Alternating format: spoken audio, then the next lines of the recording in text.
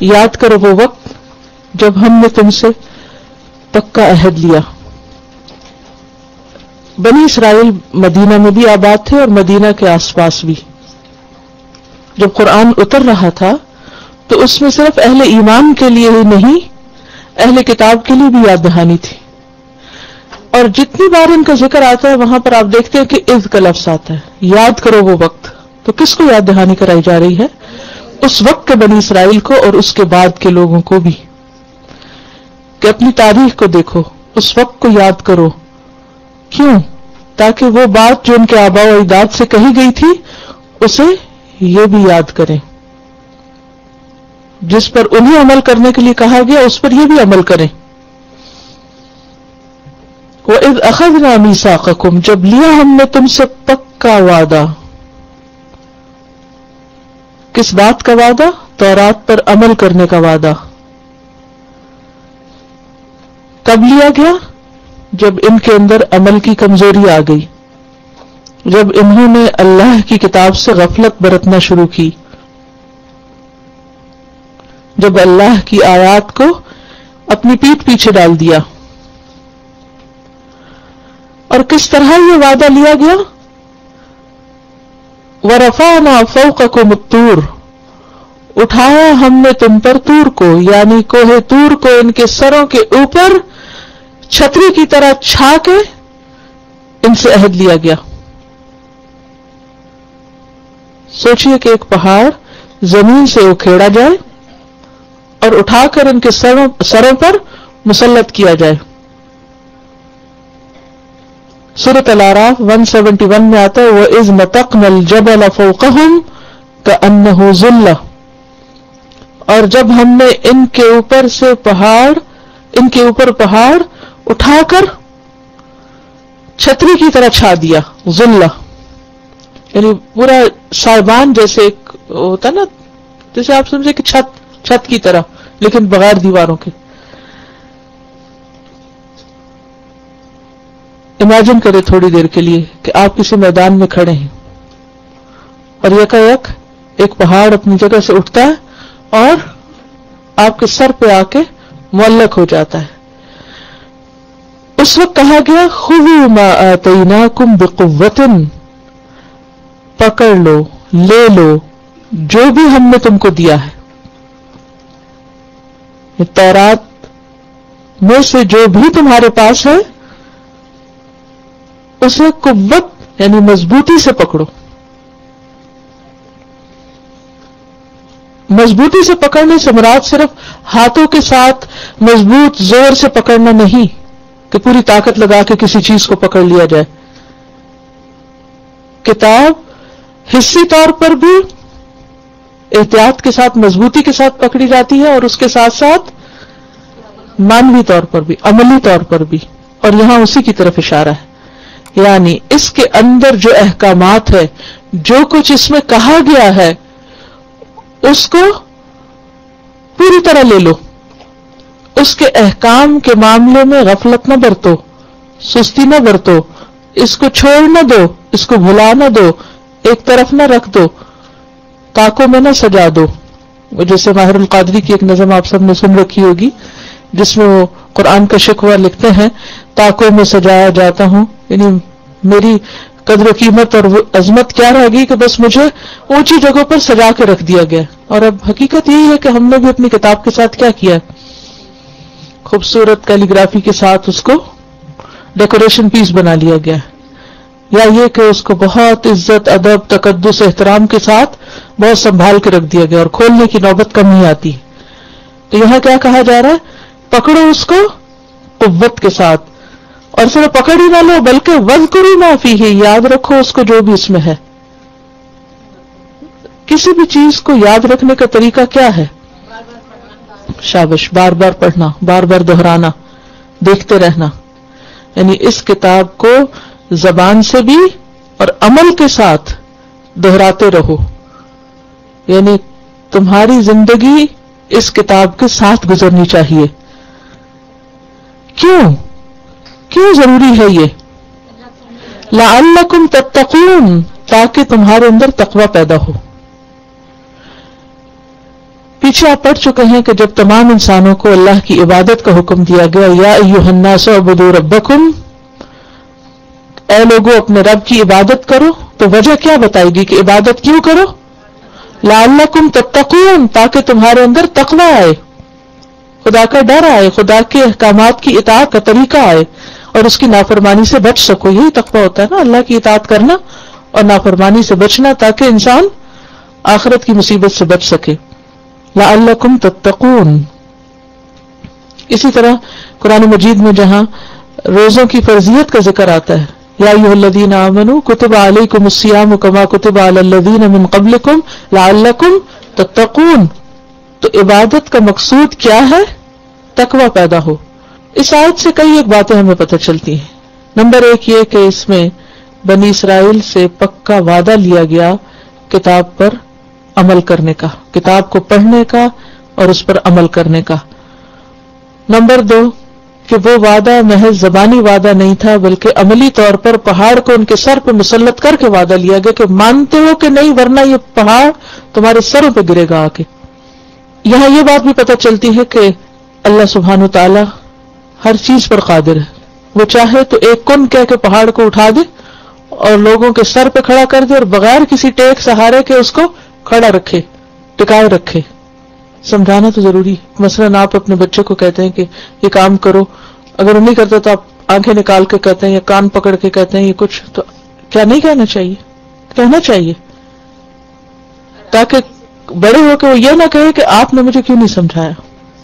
آپ مجھے سمجھاتے تو اللہ تعالیٰ تو حجت تمام کر رہے ہیں کہ کوئی یہ نہ کہے کہ ہمیں بتایا نہیں گیا. بعض اوقات کسی کو صرف الفاظ اثر کر جاتے ہیں اور بعض لوگوں کو الفاظ کے ساتھ سختی بھی چاہیے ہوتی ہے. یہ جو لوگ کہتے ہیں نا کہ لا اکراہ فی الدین، دین میں کوئی جبر نہیں، ٹھیک ہے، جب تک آپ مسلمان نہیں تو آپ پہ جبر نہیں. جب آپ مسلمان ہو گئے تو پھر کیا ہے؟ جبر ہے. ماں باپ کا کیا فرض ہے کہ اگر بچے نماز نہ پڑھیں تو کیا کریں؟ چھوڑ دیں. کیا حکم ہے؟ 10 سال کا بچہ ہو جائے تو پھر مار کے بھی پڑھاؤ. اب کوئی کہے ایسی نماز کا کیا فائدہ جو مار کے پڑھائی جائے؟ کیونکہ ابھی اس کی عقل اتنی میچور نہیں کہ وہ اپنے نفع نقصان کو سمجھ سکے. ابھی اس کو نصیحت کے ساتھ مار کی بھی ضرورت ہے، حتیٰ کہ وہ عقل کی پختگی کی عمر کو پہنچ جائے، پھر اپنے خود فیصلہ کر لے کہ اسے کچھ کرنا یا نہیں، پھر اللہ کے ہاں جواب دے. جب تک وہ چھوٹا ہے تو بنی اسرائیل بھی ابھی اتنے میچور نہیں ہوئے تھے، تو ان کو صرف زبان سے نہیں بلکہ عملی طور پر ڈانٹ کے اور ایک پہاڑ سر میں مسلط کر کے سمجھایا جا رہا ہے کہ لے لو اس کتاب کو مضبوطی سے. اس آیت سے یہ بات پتہ چلتی ہے کہ یہ بات صرف بنی اسرائیل کی نہیں کہ عام حکم ہمارے لیے بھی ہے. ہمیں بھی اس سے نصیحت پکڑنی چاہیے کہ اللہ سبحانہ و تعالیٰ نے جو کتاب ہمیں دی ہے وہ پکڑنے کے لیے ہے اور مضبوطی سے پکڑنے کے لیے. یہ نہیں کہ انسان دل چاہے تو پڑھ لے، نہیں دل چاہتا تو نہ پڑھے، نہیں. وَاذْكُرُوا مَا فِيهِ، اسے پڑھتے رہو، اس کی تلاوت کرتے رہو. کچھ لوگ کہتے ہیں کیا فائدہ تلاوت کا؟ آپ کو نہیں پتا ہر وقت کیا ہمارے دل کا حال ایک ہی ہوتا ہے؟ نہیں ہوتا. دل الٹ پلٹ ہوتا رہتا ہے. وہی آتے آپ ایک دفعہ پڑھتے ہیں آپ کو سمجھ ہی نہیں آتی، دوسری دفعہ وہی پڑھتے ہیں تو آپ رونے لگ جاتے ہیں، تیسری دفعہ پڑھتے ہیں پھر آپ اوپر سے گزر جاتے ہیں، چوتھی دفعہ کچھ اور حال ہوتا ہے. تو جس طرح روز انسان کو غذا کی ضرورت ہوتی ہے، آکسیجن کی ضرورت ہوتی ہے، اسی طرح کتاب کی اور ذکر جو ہوتا ہے نا تکرار کے لیے بھی تو بار بار کرو، بار بار کرو. روز کرو معافی، پڑھو بھی اور اس کو سمجھو بھی اور اس پر عمل بھی کرتے رہو. لعلکم تتقون. تو اس سے یہ بات بھی پتہ چلتی ہے کہ تقوی پیدا کرنے کے لیے کتاب کو پکڑ کے رکھنا، اس کو بار بار پڑھنا اور اس پر عمل کرنا ضروری ہے. اور یہ بات بھی اس سے سمجھ میں آتی ہے کہ ایک نیکی دوسری نیکی کے ساتھ تعاون کرتی ہے، ملتی ہے. یعنی کتاب کا پڑھنا تقوی کے لیے، تقوی سے کتاب کی سمجھ، وہ پورا ایک سائیکل بن جاتا ہے. یعنی آپ میں تقوی ہے تو آپ کو ہدایت ملے گی، ہدایت آ گئی تو تقوی میں اضافہ ہوگا، پھر تقوی اور وہ مضبوطی آتی چلی جائے گی. اگر آپ نے سرکل کہیں سے بھی توڑ دیا تو پھر نہ تقوی رہے گا اور نہ ہی کتاب سے تعلق رہے گا. کیا سمجھ میں آیا؟ ایک بات اگر یاد رکھے تو کافی ہے اس پوری آیت میں سے، تقوی کے لیے کتاب سے تعلق ضروری ہے. خذوا ما آتیناکم بقوۃ واذکروا ما فیہ لعلکم تتقون. تو کتاب میں تدبر، غور و فکر، اس کا پڑھنا، اس کا پڑھانا، اس کا علم حاصل کرنا، اس کا سیکھنا، یہ سب کیا ہے؟ تقوی کے حصول کا ذریعہ ہے. ثم تولیتم، پھر تم نے منہ موڑ لیا. ثم تولیتم من بعد ذلک، پھر تم نے منہ موڑ لیا اس کے بعد، یعنی یہ پہاڑ سر پہ آنے اور اس اقرار کے کرنے کے بعد پھر بھول گئے تم. اور بھولنا انسان کی نیچر میں ہے، انسان بھول جاتا ہے. اور اللہ بہت غفور الرحیم ہے. فلولا فضل اللہ علیکم ورحمتہ، پھر اگر نہ ہوتا اللہ کا فضل تم پر اور اس کی رحمت، لکنتم من الخاسرین، تو تم خسارہ پانے والوں میں شامل ہو جائے، تم لوزرز ہوتے. تو اس میں بنی اسرائیل کو ملامت بھی کی جا رہی کہ دیکھو تم نے کیا کیا، وعدہ کر کے پھر گئے، عہد بلا دیا.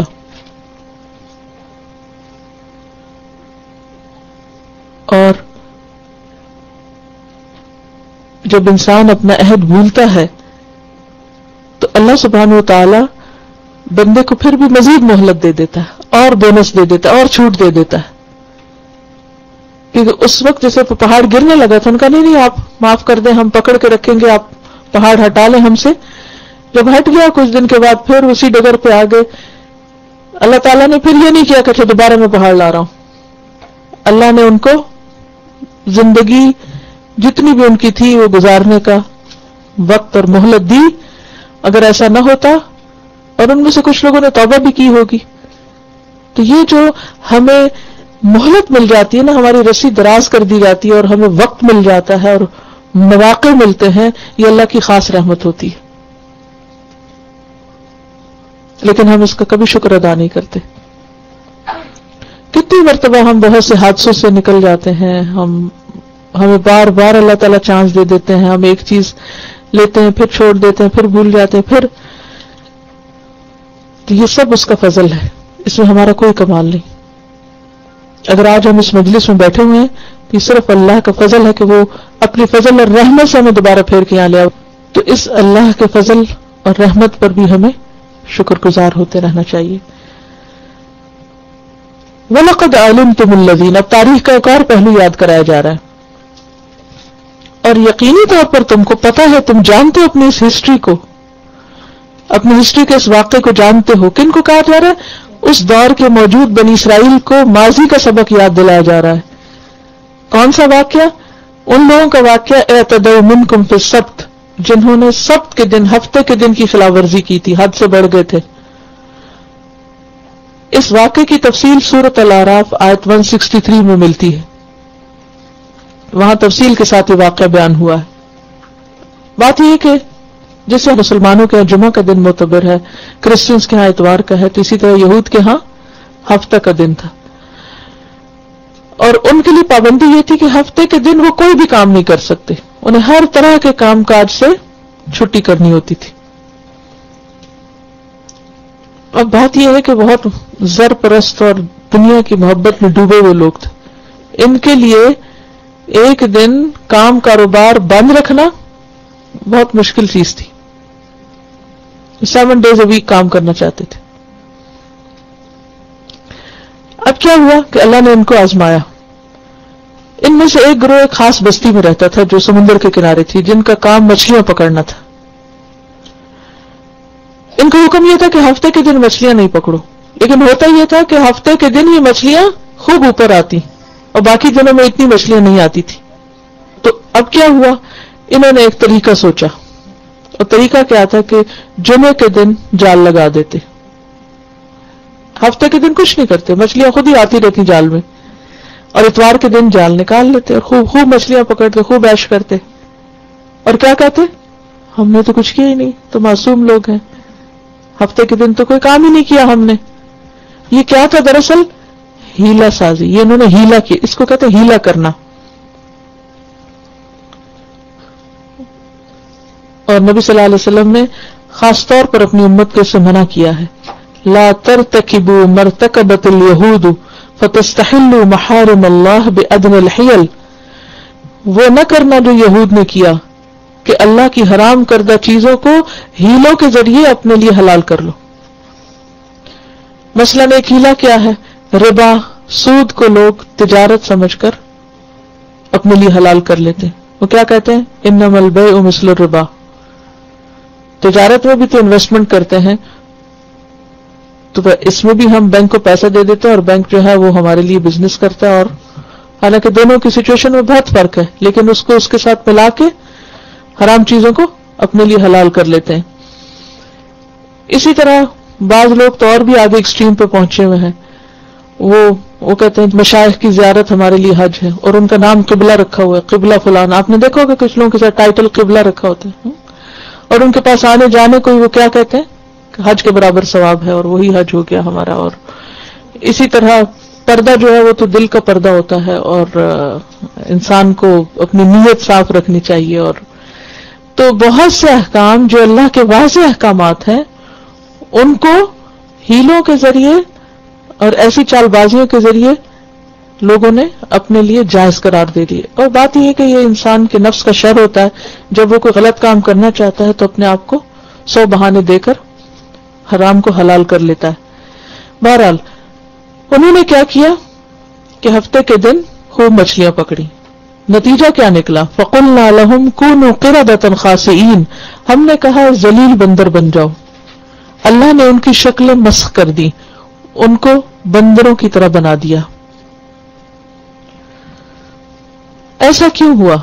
کیونکہ انہوں نے اللہ کے حکم میں تبدیلی کی تھی، ہیلے کے ذریعے حرام کو حلال کیا تھا، تو اللہ نے بھی ان کو انسان کی بجائے بندر بنا. کہا جاتا ہے کہ ان کا جو عقل اور شعور تھا وہ انسانوں جیسا تھا، ایک دوسرے کی شکلیں بھی پہچانتے تھے، لیکن ان کا جو آؤٹ لک تھا وہ سارا بندروں کی طرح ہو گیا. اس آیت سے کئی ایک باتیں ہمیں پتہ چلتی. پہلی بات تو یہ کہ نبی صلی اللہ علیہ وسلم کے عہد میں جو یہود تھے ان کو ان کی تاریخ یاد کرائی جا رہی ہے تاکہ وہ نصیحت پکڑیں اور ایسا آئندہ کوئی کام نہ کرے جو ان کے آباء و اجداد نے کیا. دوسرا یہ کہ ہیلہ سازی کی حرمت بیان کی جا رہی ہے، کیونکہ ہیلے میں اللہ کی نافرمانی کے ساتھ دھوکہ بھی شامل ہوتا ہے. انسان دوسرے کو دھوکہ دے رہا ہوتا ہے کہ میں ایسا نہیں کر رہا، حالانکہ وہ کر رہا ہوتا ہے، پریٹینڈ کر رہا ہوتا ہے. پھر یہ بات بھی پتہ چلتی ہے کہ اگر کوئی شخص عملی طور پہ خدا کے حکم کی نافرمانی کر رہا ہے لیکن تعویلوں سے ظاہر کر رہا ہے کہ وہ اللہ ہی کی بات مان رہا ہے، تو یہ سب سے بڑی گمراہی ہے. یہ گمراہی کی ایک قسم ہے. کیا؟ کہ اللہ کا حکم نہ ماننا لیکن اپنی تعویلوں اور باتوں اور اپنی چرب زبانی سے ثابت کرنا کہ میں ہی سب سے بڑا عبادت گزار ہوں اور میں ہی فرما بردار ہوں. تو یہ چیز سخت ناپسندیدہ ہے. اگر کوئی غلطی کر رہا ہے انسان اور وہ کہ میں غلط ہوں، آئی ایم رانگ، تو یہ قصور کم ہے. لیکن غلطی کر کے جسٹیفیکیشن دینا اور غلطی کو سچائی ثابت کرنا یہ انتہائی ناپسندیدہ چیز ہے، کیونکہ اصلاح ہو ہی نہیں سکتی نا. یہ وہ لوگ ہوتے ہیں جن کی عقل مسخ ہو چکی ہوتی ہے. ویسے دیکھنے تو اپنے آپ کو بڑا سمارٹ سمجھتے ہیں کہ ہم بہت اوور انٹیلیجنٹ ہیں اور بہت سمارٹ ہیں، لیکن یہ عقل مندی نہیں ہوتی. عقل مندی کیا ہے کہ انسان اللہ کی بات کو ویسا ہی لے جیسا اس نے کہا ہے. کچھ لوگ ایسے ہوتے ہیں نا کہ آیات کا کچھ سے کچھ مفہوم بنا دیتے ہیں اپنی خواہشات پوری کرنے کے لیے اور سمجھتے ہیں کہ ہم بہت سمجھدار ہیں. حالانکہ سمجھداری کیا ہے کہ جو اللہ تعالیٰ فرما رہے ہیں اس کو ایز اٹ از لیا جائے، اپنی مرضی سے اس میں تبدیلی نہ کی جائے، ورنہ کیا نتیجہ نکل سکتا ہے کہ انسان اللہ کی نظروں میں ذلیل و خوار ہو کر رہ جاتا ہے. صرف یہ نہیں کہا کہ بندر بن جاؤ، ساتھ ہی کیا کہا؟ ذلیل بندر بنو. آپ دیکھیں تھوڑی دیر کے لیے بعض اوقات ایسے ہوتا ہے نا کہ کسی حادثے کے نتیجے میں، جلنے کے نتیجے میں، کسی وجہ سے انسان کی شکل میں تبدیلی آ جاتی ہے. ایسا ہو جاتا ہے بعض اوقات، کوئی کٹ لگ جاتا ہے، کوئی ایکسیڈنٹ ہو جاتا ہے، خدا نخواستہ کوئی آنکھ ضائع ہو جاتی ہے، تو اس کے بعد لوگ کیا محسوس کرتے ہیں؟ چلیے وہ تو ایک بڑا حادثہ ہے، اگر وہ ہی نہیں، عموماً کیا ہوتا ہے کہ جب انسان بیمار ہو جاتا ہے یا بوڑھا ہو جاتا ہے تو اس کا وہ حسن نہیں رہتا جو جوانی میں ہوتا ہے. تو پھر لوگوں کو کیا محسوس ہوتا ہے؟ کیا محسوس ہوتا ہے؟ نہیں، جس کے ساتھ یہ ہوتا ہے اس کو کیسا لگتا ہے؟ ذرا حقیقت کی سطح پہ اتر کے دیکھیں کہ اگر خدا نخواستہ کسی کے منہ پہ کوئی چیز نکل آئی ہے، چھپے گا؟ چھپتا ہی نہیں. کبھی کپڑے سے چھپاتے ہیں، بعض اوقات کسی کے بال اتر جاتے ہیں تو کیا کرتے ہیں؟ یہ کہتے ہیں کہ کل ان کے ہاتھ سے انک ان کے منہ پہ لگ گئی تو 2-3 لوگوں نے ان کو اشارے سے کہا کہ انک لگی ہوئی ہے، تو کہتی ہے کہ میں باقاعدہ منہ کو چھپا کے واش روم تک گئی. یہی ریئیکشن ہوتا ہے نا کہ جب پتہ چلے کہ منہ پہ وہ ہو گیا ہے جو اچھا نہیں لگ رہا تو انسان فوراً چہرہ چھپاتا ہے. جو مجرم لوگ ہوتے ہیں آپ نے دیکھا ہوگا فوراً اپنا منہ چھپا رہے ہوتے ہیں کیونکہ ان کے اوپر ذلت کا پردہ آتا ہے. تو خود سوچیں کہ جب ان کے شکلیں بگڑ کر بندر بنی ہوگی تو ان کے لیے کتنی رسوائی اور شرمندگی اور اس کی بات ہوگی. آپ نے بعض اوقات دیکھا ہوگا کہ فوٹو شاپ کے ذریعے لوگ کچھ لوگوں کی لیڈرز کی شکلیں بگاڑ کے کچھ سے کچھ بنا کے ان کو پیش کرتے رہتے ہیں، اور بعض لوگ تو اپنی بھی بگاڑ رہے ہوتے ہیں. حالانکہ یہ خلق میں تبدیلی ہے. اللہ کے سوا کسی کو حق نہیں کہ وہ خواہ وہ تصویر کے ذریعے ہی کچھ اس طرح کا بگاڑ پیدا کرے.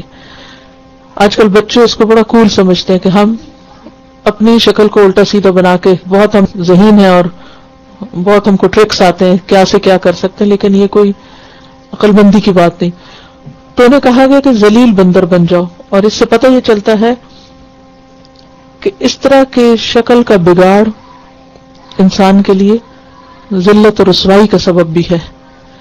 بعض اوقات آپ نے دیکھا ہوگا کہ جو لوگ بہت غلط کام کرنے والے ہوتے ہیں ان کے چہروں پہ ایک خاص قسم کی کرختگی سی آ جاتی ہے، کیونکہ چہرے دل کے عکاس ہوتے ہیں.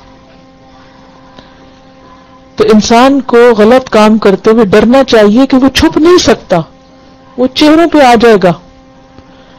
نفرتیں، محبتیں سب کچھ چہروں پہ آ جاتی ہیں. اسی طرح اللہ کے احکامات کی نافرمانی چہروں پہ آ جاتی، چہرے بتاتے ہیں. فَجَعَلْنَاهَا نَكَالًا لِمَا بَيْنَ يَدَيْهَا، تو ہم نے ان کو عبرتناک چیز بنا دیا اس دور کے لوگوں کے لیے اور بعد کی جنریشنز کے لیے بھی. اسی لیے اللہ تعالیٰ نے قرآن پاک میں ان کا ذکر کیا نا.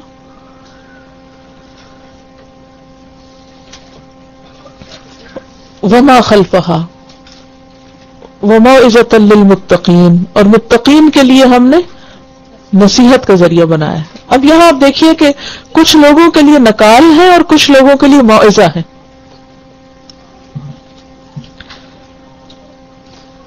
بات یہ ہے کہ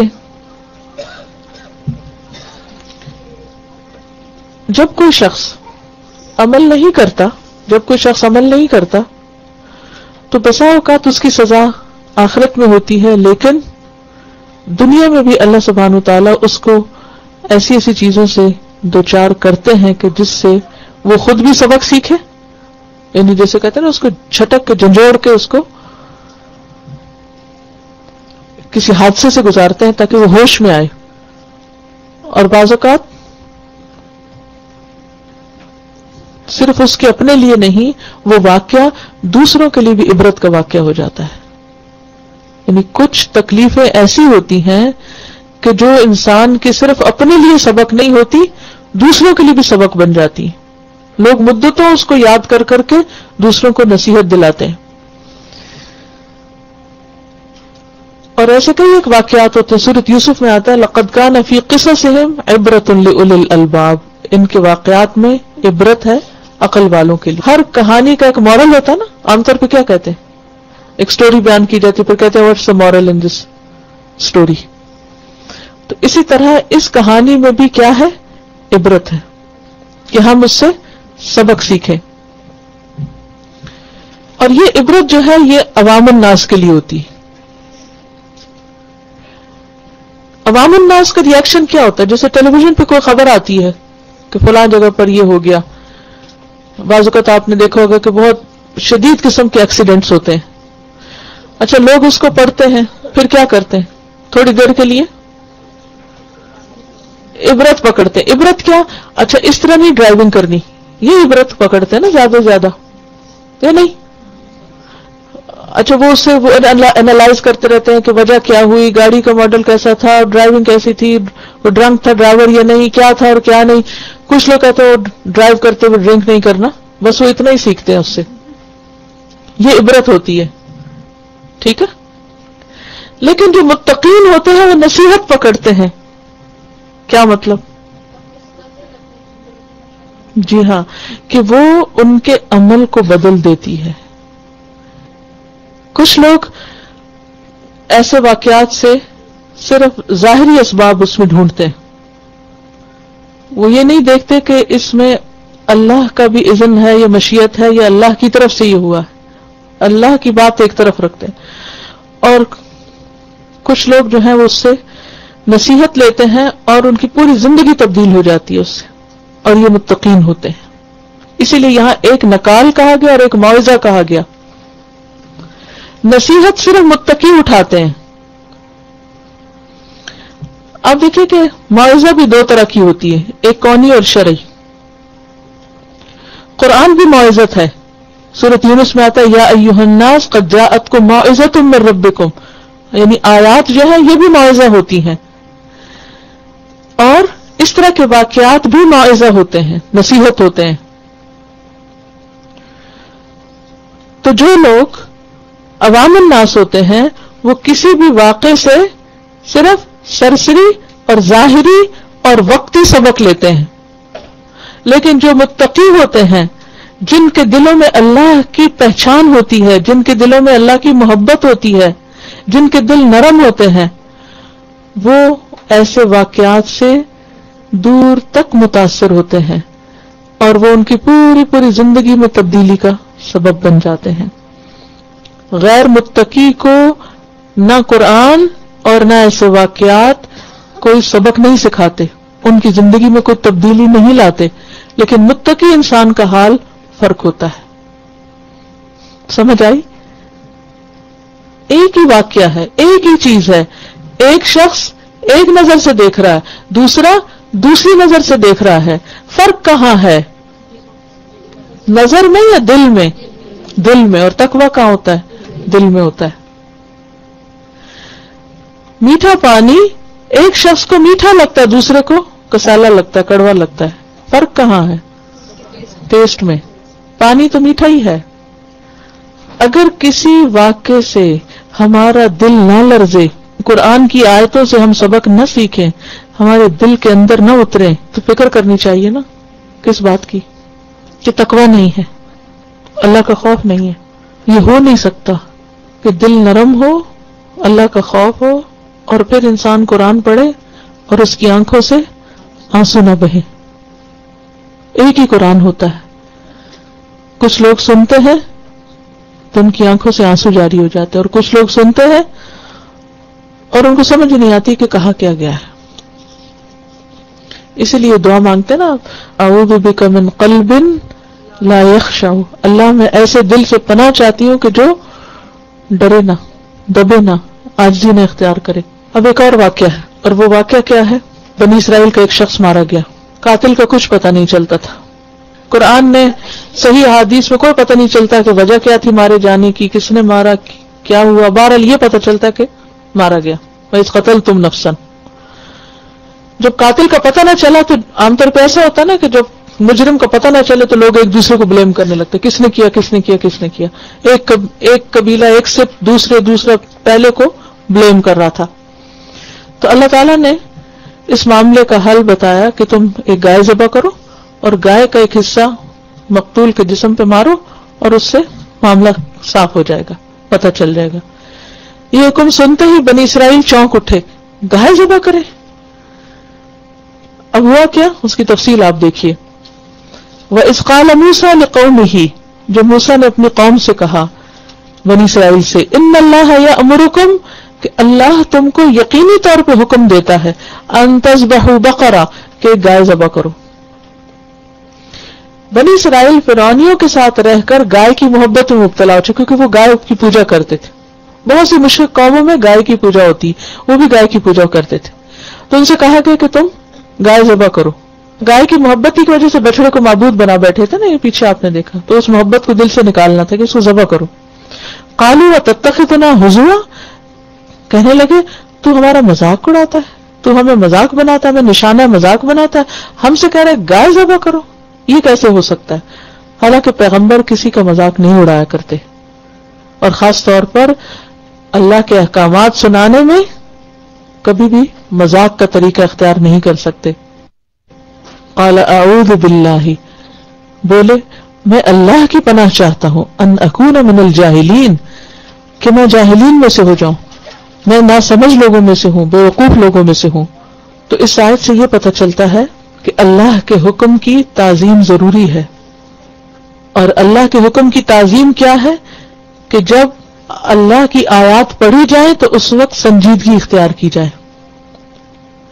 اللہ کی آیات سناتے وقت ایک خاص وقار قائم رکھا جائے،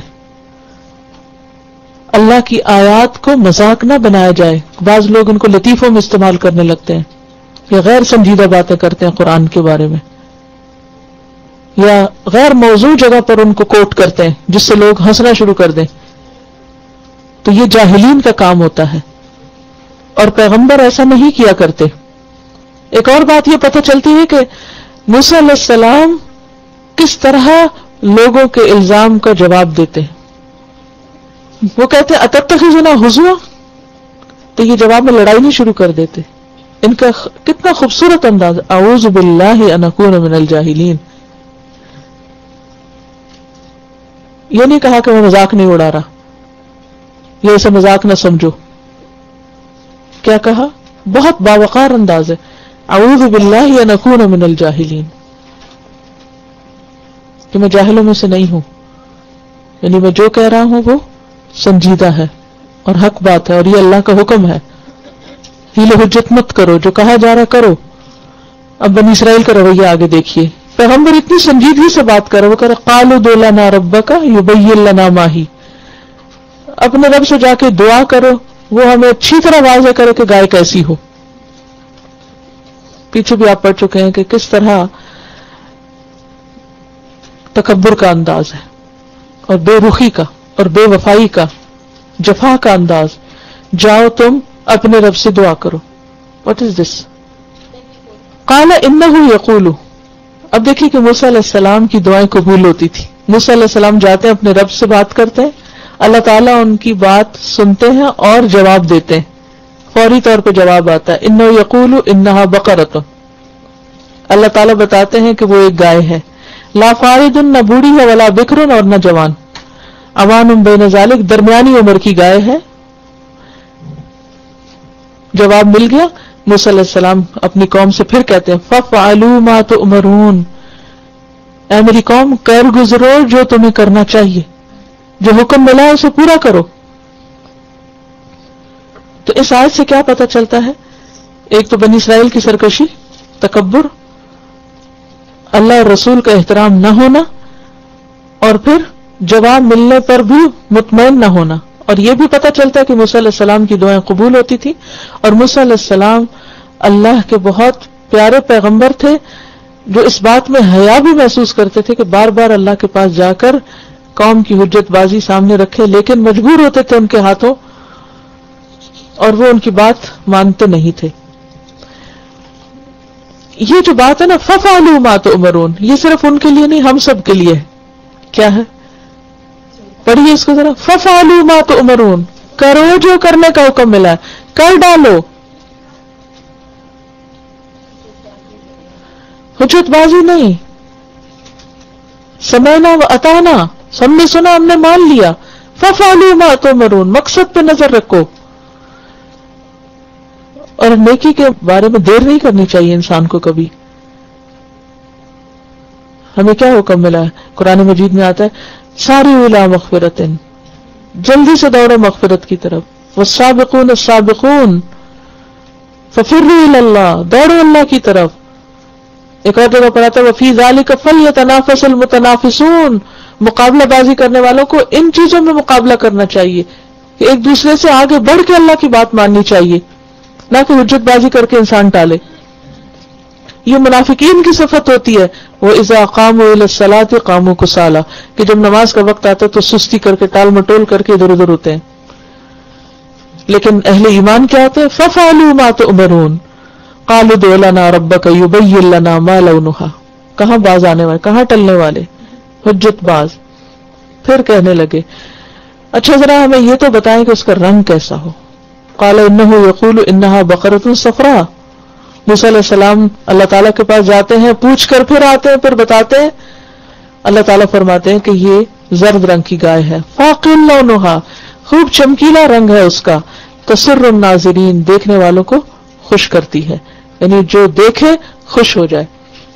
تو اس آیت سے کیا پتہ چلتا ہے؟ وہی بنی اسرائیل کی حجت بازی، حکم ماننے میں ٹال مٹول کرنا. اور یہ بات بھی پتہ چلتی ہے کہ بہت سی چیزیں دیکھنے سے انسان کو خوشی حاصل ہوتی ہے، یعنی خوبصورتی انسان کو متاثر کرتی. آپ دیکھیے کہ بہت سی چیزیں، جب ٹیلی ویژن نہیں تھا، کیمرہ نہیں تھا، تصویروں کا دور نہیں تھا، تو اس وقت انسانوں کی معلومات زیادہ تر سنی ہوئی چیزوں پر بیسڈ ہوتی تھی. اسی لیے قصہ گوئی اور کہانیوں کا بہت رواج ہوتا تھا. لوگ اپنی امیجنیشن سے کام لیتے تھے، شاید اس طرح اپنی عقل بھی زیادہ استعمال کرتے تھے. بہرحال اب کیا ہے، بہت سی چیزیں صرف سنی نہیں جاتی بلکہ دیکھی بھی جاتی ہیں. اور دیکھنے کا اپنا ایک لطف ہوتا ہے. وہ کہتے ہیں نا کہ ایک picture is worth of 1000 words. دیکھا اور سنا برابر نہیں. قیامت کے دن جنت میں جانے کے بعد بھی، ساری نعمتیں ملنے کے بعد، مغفرت ہو گئی، جہنم سے رہائی ہو گئی، سب کچھ مل گیا، لیکن ان سب چیزوں پر حاوی اور ابو جو خوشی ہوگی وہ ہے اللہ کا دیدار. اس کو دیکھ کر ہر چیز بھول جائے گی بندوں کو، اور باقی ساری نعمتیں حقیر ہو جائیں گی. قرآن مجید میں کفار کے بارے میں آتا ہے کلا انہم عن ربہم یومئذ لمحجوبون، کہ وہ اپنے رب کے دیدار سے محروم رکھے جائیں گے، رب کو دیکھ نہ سکیں گے، رب کو دیکھ نہ سکیں گے. امام ابن تیمیہ اس کے بارے میں کہتے ہیں کہ یہ حجاب ایک عذاب ہے، یعنی اللہ سے حجاب، یعنی اللہ تعالی کا لوگوں سے اپنے آپ کو چھپانا، یہ کیا ہے؟ کفار کے لیے عذاب کی بدترین شکل ہے. کہ سب سے زیادہ خوبصورت ترین چیز سے کہ دیدار سے محروم ہو گئے. یہ جو ہمارے اسلام میں پردے کا کانسیپٹ ہے نا، یعنی عورت جو ہے وہ سب سے خوبصورت چیز ہے دنیا کی، اور اس کو اپنے آپ کو چھپا کے رکھنا چاہیے، یہ بھی اسی وجہ سے ہے کیونکہ دیکھی ہوئی چیز متاثر کرتی ہے انسان کو. یعنی جو دیکھنا ہے اس کے پیرالل کوئی بھی چیز نہیں. تو اسی طرح یہاں بھی اللہ سبحانہ وتعالیٰ صرف یہ نہیں کہتے کہ وہ ایک پیلے رنگ کی گائے ہے اور ایسی اور ویسی، نہیں، تسر الناظرین، جسے دیکھ کر تم خوش ہو جاؤ. قالوا ادع لنا ربک یبین لنا ما ہی، انہوں نے کہا اپنے رب سے دعا کیجئے کہ ہمیں بیان کرے وہ کیسی کام کرنے والی ہے یا نہیں ہے. ان البقرہ تشابہ علینا، گائے ہم پر مشابہ ہو گئی. وَإِنَّا إِنشَاءَ اللَّهُ لَمُهْتَدُونَ، اور بے شک ہم اگر اللہ نے چاہا ضرور پا لینے والے ہیں، ہمیں ضرور مل ہی جائے گی. ایک حدیث میں آتا ہے حضرت ابو ہریرہ کی کہ اگر بنی اسرائیل انشاءاللہ نہ کہتے تو قیامت تک وہ گائے نہ پاتے. تو اس آیت سے ہمیں یہ بھی پتہ چل رہا ہے کہ انشاءاللہ کہنے کا بہت بڑا فائدہ ہے. جب انسان سچی نیت سے انشاءاللہ کہتا ہے تو اللہ اس سے وہ کام کروا بھی لیتا ہے. جب ہماری نیت خراب ہوتی نہیں، جس کام کو نہ کرنے کے لیے ہم انشاءاللہ کہتے ہیں وہ کام نہیں ہوتا پھر. تو انشاءاللہ کہنے کو تو اللہ پہ توکل کا ایک اظہار ہے، لیکن حقیقت میں ایک دعا بھی ہے. قال انه يقول انها بقرة لا ذلول، اس نے کہا کہ موسیٰ علیہ السلام نے آ کے کہا کہ اللہ تعالیٰ فرماتے ہیں کہ وہ ایک گائے ہے لا ذلول تثیر الارض، جس کو ہل چلانے کے لیے ٹرین نہیں کیا گیا، اسے کام میں نہیں لگایا گیا. ولا تسقی الحرث، اور نہ وہ کھیتی کو پانی پلاتی. مسلمۃ، صحیح سلامت ہے، محفوظ ہے، بے داغ ہے. لا شیۃ فیہا، اسپاٹ لیس ہے. قالوا الآن جئت بالحق، کہنے لگے ہاں اب لایا ہے تو حق، اب ہمیں پتہ چلا کہ وہ گائے کیسی ہے. حالانکہ حق تو پہلی بار ہی آ چکا تھا. ہمارے دین میں بہت زیادہ سوال کرنے سے دین کے معاملات میں منع کیا گیا ہے. قرآن مجید میں اللہ تعالیٰ فرماتے یا ایھا الذین آمنوا لا تسألوا عن اشیاء ان تبد لکم تسؤکم، اے لوگو جو ایمان لائے ہو مت پوچھو ان چیزوں کے بارے میں کہ اگر تم پہ ظاہر کر دی جائے تو تم کو بری لگے. یعنی دین میں غیر ضروری بحث مباحثہ کھود کرید، اس سے دین مشکل ہو جاتا ہے. سادہ دین کو بوجھل نہ بناؤ، مشغافیہ نہ کرو، دین میں مشکلات پیدا نہ کرو. حضرت علی بیان کرتے ہیں کہ رسول اللہ صلی اللہ علیہ وسلم نے فرمایا انسان کے اسلام کی خوبی یہ ہے کہ وہ لا یعنی چیزوں کو چھوڑ دے. من حسن اسلام المرء ترکہ ما لا یعنیہ. ایک اور حدیث میں آتا ہے اللہ نے تمہارے لیے قیل و کال کو، کثرت سوال کو اور مال ضائع کرنے کو ناپسند کیا ہے. بات یہ ہے کہ جب لوگوں کے اندر عمل کی نیت نہیں رہتی نا، عمل کا شوق نہیں ہوتا، تو پھر وہ صرف عمل سے بچنے کے لیے ہیل و حجت کرتے رہتے ہیں، ٹال مٹول کرتے رہتے ہیں. بعض سوال، سب نہیں، بعض. اچھا سوال وہ ہوتا ہے کہ جو انسان کو عمل کی طرف لے جائے، عمل کی قوت دے. اور غیر ضروری سوال یہ ہوتا ہے جس کا عمل سے کوئی تعلق نہ ہو. مثلا نوح علیہ السلام کی کشتی کا ذکر قرآن مجید میں آتا ہے. اگر کوئی یہ پوچھے کہ اس کی لمبائی کتنی تھی، چوڑائی کتنی تھی، تو یہ غیر ضروری سوال ہے. تو جس حد تک اللہ سبحانہ وتعالیٰ نے بہت سی چیزوں کی معلومات ہمیں دی، ہمارے لیے وہی کافی ہے. اس سے زیادہ ہمارے پاس ذریعہ ہی کوئی نہیں، کوئی غیب کا علم نہیں کہ ہم اب جا کے پرانی چیزوں کو کہیں سے نکال. ہاں اگر کوئی نظر آ جائے تو اس کی الگ بات ہے. وَكَثْرَةِ السُّؤَالِ وَإِضَاعَةِ الْمَالِ، اللہ نے تمہارے لیے کیل و کال یعنی کہا گیا، اس نے کہا، ہی سیڈ شی سیڈ، اور کثرت سوال کو یعنی بہت کوشچننگ کو اور مال ضائع کرنے کو ناپسند کیا. اللہ کو یہ پسند نہیں. فَذَبَحُوهَا، پھر انہوں نے اس کو ذبح کر ہی ڈالا. وَمَا كَادُوا يَفْعَلُونَ، اور وہ قریب نہ تھا کہ ایسا کرتے، وہ کرنے والے تھے نہیں. تو اس آیت سے بنیادی طور پر کیا پتہ چلتا ہے کہ دین میں جتنے زیادہ سوال کیے جائیں اتنے ہی عمل زیادہ مشکل ہو جاتا ہے. لہذا ضروری ہے کہ انسان جتنی بات پتہ چلے اتنی کو لے لے اور عمل کر لے. اب وہ واقعہ بتایا جا رہا ہے جس کی وجہ سے گائے ذبح کرنے کا حکم دیا گیا تھا. وَإِذْ قَتَلْتُمْ نَفْسًا، جب تم نے ایک جان کو قتل کیا. فَادَّارَأْتُمْ فِيهَا، پھر تم اس میں ایک دوسرے کو بلیم کرنے لگے.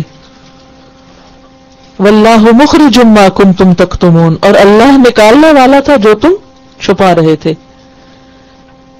اس آیت سے یہ بات پتہ چلتی ہے کہ انسان اگر برے کام چھپ کے بھی کرتا ہے تو اللہ اس کو ظاہر کر دیتا ہے.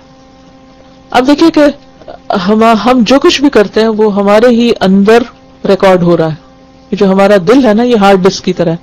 جیسے کمپیوٹر ہوتا ہے نا، تو آپ کچھ بھی ٹائپ کریں تو کہاں سیو ہو جاتا ہے؟ ہارڈ ڈسک میں سیو ہو جاتا ہے. اب آپ اس کی فائل بنا لیتے ہیں، جس کو کلک کرتے ہیں کھل جاتی. اور لوگوں سے چھپانے کے لیے آپ ان کو کوڈ کر دیتے ہیں کہ کوئی ہماری فائل نہ کھولے. لیکن اللہ کے لیے ڈی کوڈ کرنا کچھ بھی مشکل نہیں. تو اس آیت سے بہت بڑا سبق یہ ملتا ہے کہ انسان غلط کام نہ کرے، خواہ چھپ کری کیوں نہ ہو. کیونکہ واللہ مخرج ما کنتم تکتمون، اللہ نکال کے رکھے گا جو بھی تم چھپاتے ہو.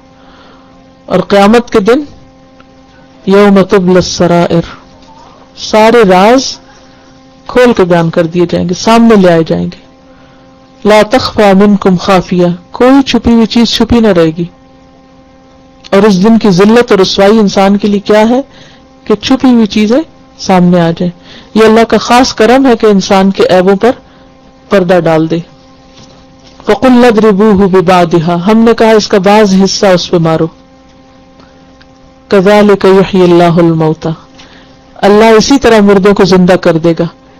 یعنی جیسے اس مقتول کو زندہ کر دیا گیا، کیونکہ کہا جاتا جو ہی وہ گائے کا ٹکڑا مارا مقتول اٹھ بیٹھا اور اس نے اپنے قاتل کا نام بتا دیا. تو اس واقعے سے اللہ تعالیٰ سبق سکھانا چاہتے تھے بنی اسرائیل کو کہ تمہارا جو آخرت پر ایمان کمزور ہو چکا ہے تو اس واقعے سے سبق سیکھو، قیامت کے دن اللہ تم کو اسی طرح اٹھا دے گا. وَيُرِيكُمْ آيَاتِهِ، اور وہ دکھاتا ہے تم کو اپنی نشانیاں، لَعَلَّكُمْ تَعْقِلُونَ، تاکہ تم عقل سے کام لو، تم سمجھو، بات کی حقیقت کو پاؤ، غور کرو.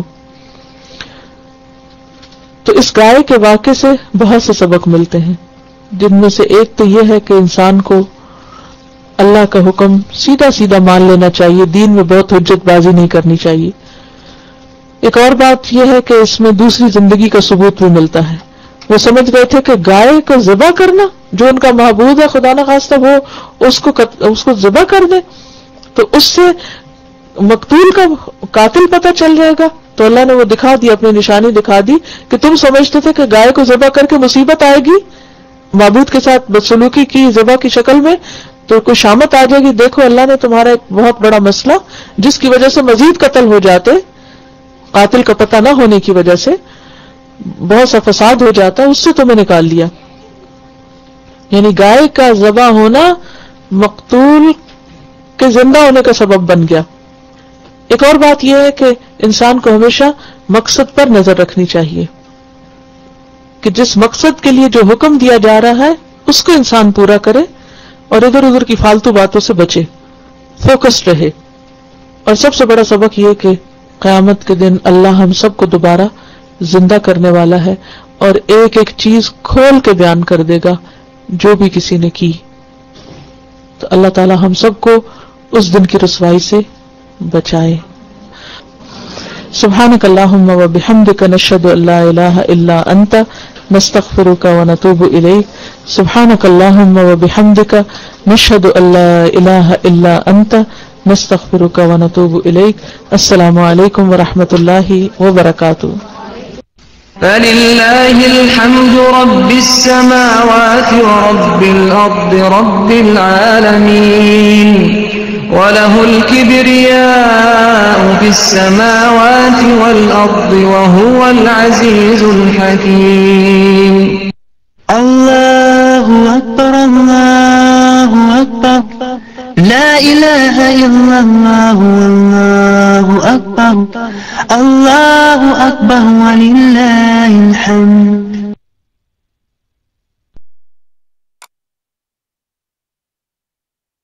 اعوذ باللہ من الشیطان الرجیم، بسم اللہ الرحمن الرحیم. السلام علیکم ورحمۃ اللہ وبرکاتہ.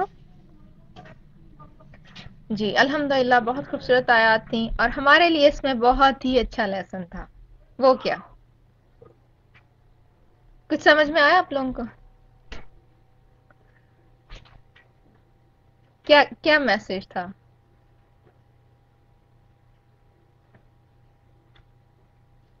نہیں وہ تو ہر آیا ہی الحمدللہ قرآن کی بہت انفارمیٹیو ہوتی ہے. ایک ہمارے لیے جو بالکل پریکٹیکل چیز وہ کیا تھی؟ اللہ کی آیات without any question very very helpful الحمدللہ. Not to question unnecessary. بارک اللہ فی ممونہ. حجت بازی سے بچیں. آج صبح آپ لوگوں نے کیا کیا تھا؟ ٹیسٹ کے پوائنٹ جب میں نے ڈسکس کرنے شروع کیے، کیا، کیوں، کیسے، کس طرح، کیا لکھیں گے، کیا نہیں لکھیں گے، ہوا تھا نا اس طرح. تو میں نے اس ٹائم پہ آپ لوگوں کو کچھ نہیں اسی لیے نہیں کہا تھا کہ الحمدللہ آج ہمارا جو لیکچر ہے اس میں آپ کر لیں گے. سم ٹائمز یہ ہوتا ہے کہ جو کام جس طرح کہا جا رہا ہوتا ہے نا اس کو ایز اٹ از کر لینا چاہیے. جتنا ہم ڈیپتھ میں جاتے ہیں، جتنا ہم اس کو ڈسکشنز کا نام دیتے ہیں نا، کہ ہم اپنا جسٹ ایک ناٹ تھی ہمارے مائنڈ میں، ہم اس کو کلیئر کر رہے تھے، ہم یہ کر رہے تھے، ہم وہ کر رہے تھے، اس میں کیا ہوتا ہے ہم اتنی زیادہ اور الجھنوں میں پھنستے ہیں. یہ ایک تو میں نے یہ تو آپ کو ایک چھوٹی سی جیسے اس کو فار ایگزامپل سامنے رکھا، ٹیسٹ کی اس کو. اس کا یہ مطلب نہیں کہ آپ مجھ سے کچھ پوچھ نہیں سکتے، لیکن زندگی کے اور مسائل میں جتنا آپ نے یہ نوٹس کیا ہوگا، جتنا ہم کسی چیز کے پیچھے پڑ جاتے ہیں نا، کیوں کیا، کیسے کیا، نہیں نا ایکسکیوز کی بات نہیں ہے، میں بالکل ایک جرنل بات کر رہی ہوں. کوئی آپ لوگوں کو offensive ہونے کی ضرورت نہیں ہے اس میں، اور نہ ہی اس کو پرسنل لینے کی ضرورت ہے. زندگی کے اور میٹرز کے ساتھ اگر اس کو ہم ریلیٹ کر لینا کہ اگر مثال کے طور پہ گھروں میں بہت سارے مسئلے مسائل ہو جاتے ہیں، اگر ہم اس چیز کو ایسے لے لیں کہ جو کام جتنا کہا جا رہا ہے ہم اس کو فوراً کر لیں، بھلے ذہن میں کوئی کوسچن ہے یا نہیں ہے، دل مان رہا ہے یا نہیں مان رہا، اس کو فوری طور پہ کر لیں، باقی کیا ہوگا وہ بعد میں دیکھ لیں گے۔ اور نبی پاک صلی اللہ علیہ وسلم کی حدیث بھی ہے نا کہ تم سے پہلے کی امتوں کو کیلو کال اور کثرت سوال نے ہلاک کر ڈالا۔ ٹھیک ہے، کیلو کال کرنا یعنی ٹال مٹول بہانے اور بہت زیادہ سوالوں کی کثرت نے ہلاک کر ڈالا انہیں۔ تو ہم نے آج کی جو بنی اسرائیل کا ایٹیٹیوڈ ہے نا اس سے یہ سیکھا، اب سمپل ایک گائے ذبح کرنی تھی،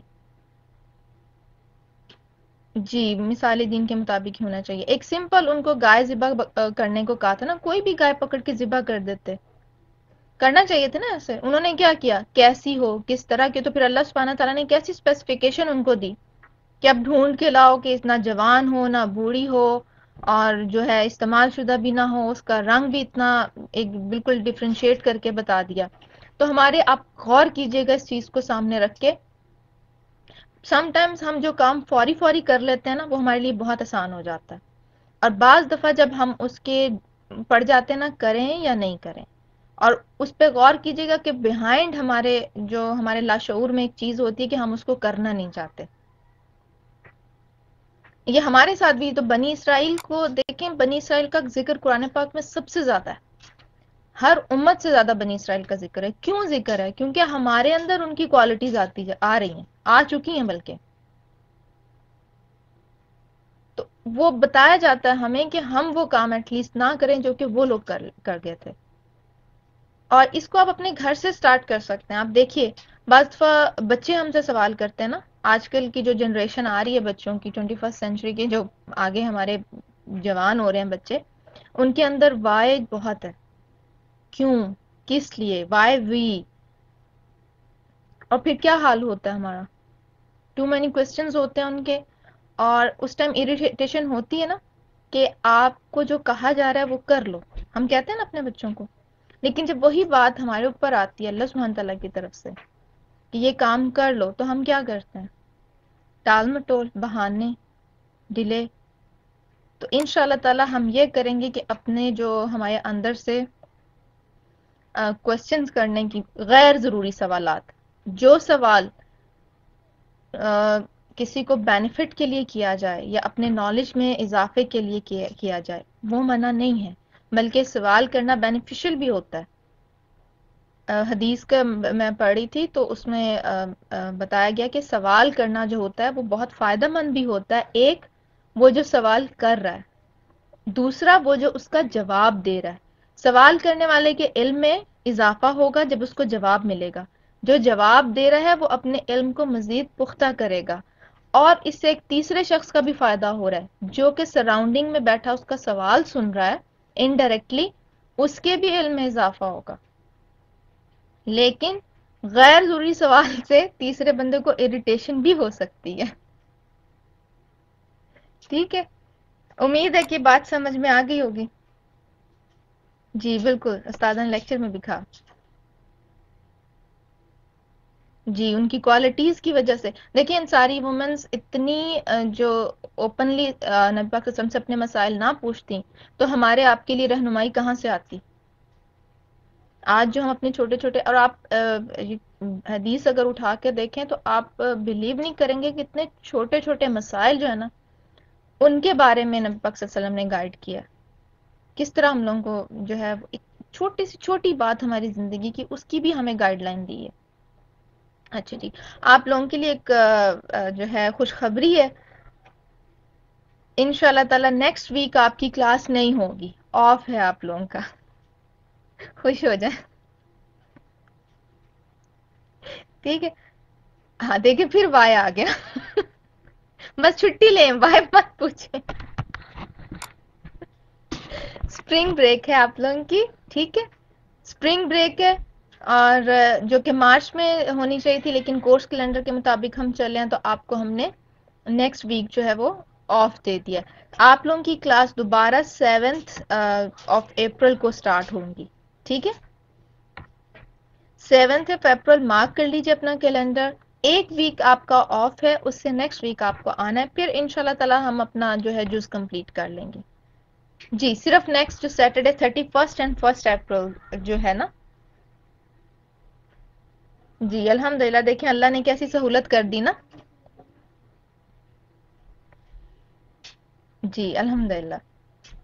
تو نیکسٹ ویک آپ کا آف ہے. اس دوران یہ کریں کہ ہوم ورک جو ہے وہ آپ لوگوں کا کچھ نہیں ہے, صرف یہ کرنا ہے آپ نے کہ جو ابھی تک پڑھا ہے نا ٹرانسلیشن, اس کو اچھی طرح میمورائز کر لیں, کیونکہ جیسے ہی پھر کلاسز واپس آئیں گی نا, جب آپ جوائن کریں گے واپس چھٹیوں سے آ کے, تو ایک تو ویسے انسان سست ہو رہا تھا, پھر جب ٹیسٹ اور اسائنمنٹ سٹارٹ ہو گئے تو آپ بہت ایگزاسٹ فیل کریں گے.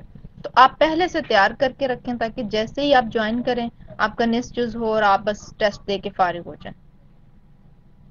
ٹھیک ہے, چلیں آپ لوگ بہت اچھا اپنا خیال کیجیے گا. آج کا جو ہم نے صلہ رحمی کا لیکچر کیا تھا, چھٹیوں میں آپ نے یہی کام کرنا ہے کہ وہ عزیز رشتہ دار جن سے کبھی بہت عرصہ ہو گیا بات نہیں ہوئی, ان کو کال کریں.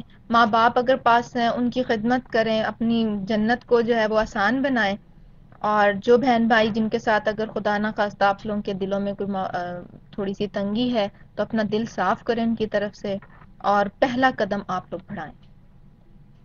ٹھیک ہے,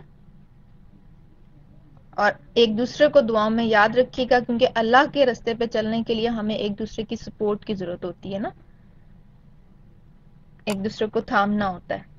تو ایک دوسرے کو تھام کے چلیں, اور آپ لوگ گروپ ممبرز آپس میں کمیونیکیٹ ضرور کریں, کوآرڈینیٹ ضرور کریں, تاکہ ایک دوسرے کے ساتھ جان کے جو ہے نا آپ لوگ چلتے رہیں قدم با قدم ایک دوسرے کے ساتھ.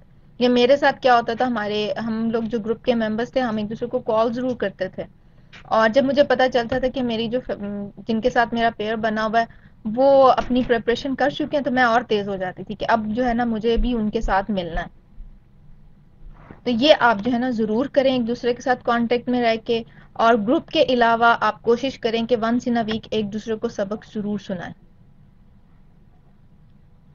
نہیں, جب گروپ میں آئے تو تب لے لیں ایک دوسرے سے, ٹھیک ہے. اسی طرح کمیونیکیٹ کریں گے. میں آپ کو وہ نمبر پرووائڈ نہیں کروں گی, ٹھیک ہے. جب آپ گروپ لیں تو اسی ٹائم ایک دوسرے سے پوچھ لیں کہ مثال کے طور پر طلت آپ کے گروپ میں ماجدہ ہیں تو آپ ماجدہ سے پوچھ سکتی ہیں کہ آپ کا اگر آپ کو کانٹیکٹ کروں تو آپ کو برا نہیں لگے گا, یا آپ کے گروپ میں حاجرہ ہیں ان سے پوچھ سکتی ہیں. اسی طرح دوسرے لوگ بھی کر سکتے ہیں, ٹھیک ہے. یہ میری آپ پہ کمپلشن نہیں ہے, آپس میں کمپلشن نہیں, آپ لوگوں پہ کوئی وہ میں امپوز نہیں کر رہی کہ آپ نے ضرور یہ کام کرنا ہے, بس آپ لوگوں کی اپنے دل کی خوشی ہے, ٹھیک ہے.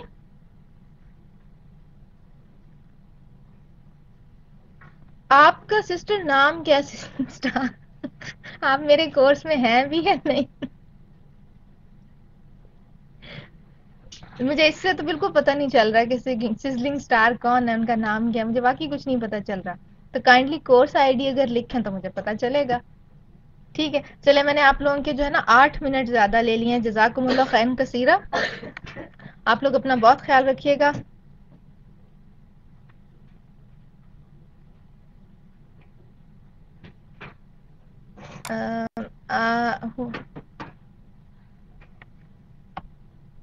لینگویج آف واٹ مہنور, آپ کس بات کی وہ پوچھ رہی ہیں؟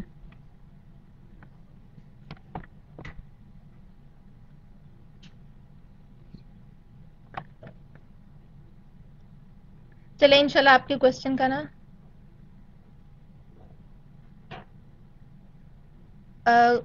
if this question is not, I know the first language in Arabic. مجھے آپ کے کوشچن کی سمجھ نہیں, انشاءاللہ تعالیٰ جب دوبارہ سمجھ آئے گی تو ہاں میں آپ کو جواب دے دوں گی. جی چلے, میمونہ کو سمجھ آ گئی, انہوں نے جواب دے دیا. آپ سب کے لیے بہت دعائیں, بہت اچھا اپنا جو ہے اپنا اسپرنگ بریک گزارے, اور انشاءاللہ تعالیٰ دعاؤں میں یاد رکھیں ایک دوسرے کو. سبحانک اللہم و بحمدک, نشہد ان لا الہ الا انت, نستغفرک ونتوب الیک. السلام علیکم ورحمۃ اللہ وبرکاتہ.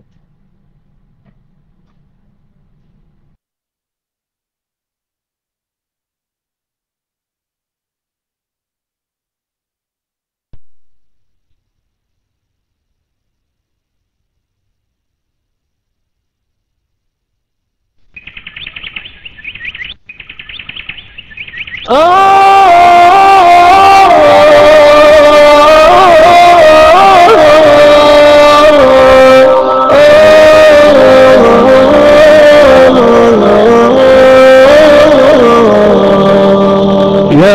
حامل القرآن قد خصك الرحمن بالفضل والتيجان والروح والريحان. يا حامل القرآن قد خصك الرحمن بالفضل والتيجان والروح والريحان. يا دائم الترتيب للذكر والتنزيل بشراك يوم رحيل ستفوز بالغفران. يا قارئ الآيات في الجمع والخلوات تزهو بك السماوات وتمتشي